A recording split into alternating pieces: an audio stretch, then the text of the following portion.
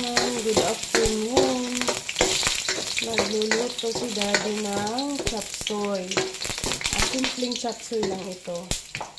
Mga sisi. Ako yung namaos.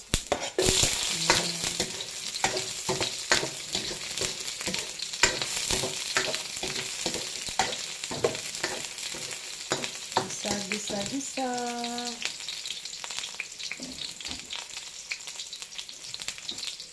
Ayan. Sunod niya ang atay ng manok.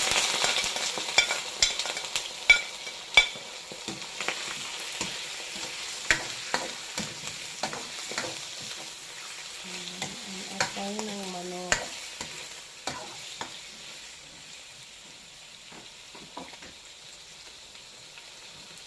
Seasoning mix.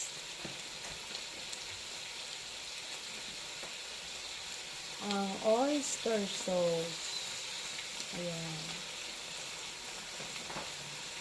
Ang pampalasang oyster sauce.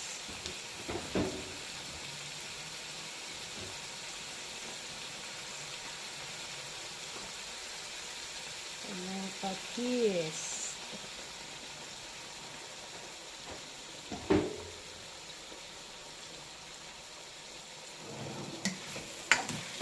Ako kasi pag magluto ako, guys, mahilig ako sa soy sauce kasi sa probinsya namin, talagang doon ay kami sa Leyte. Ang namin doon ay soy sauce. Dito naman sa Tagalog, sa kanila dito, ang talaga nila dito is patis.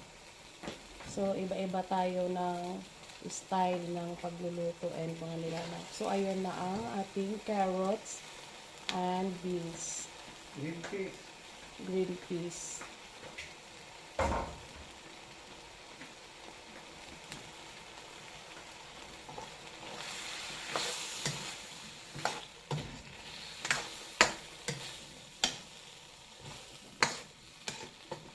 Kasi medyo matigas siya.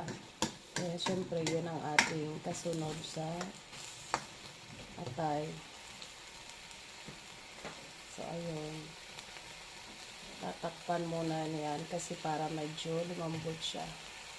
Ayan, huli ni Daddy nilahok yung tomato.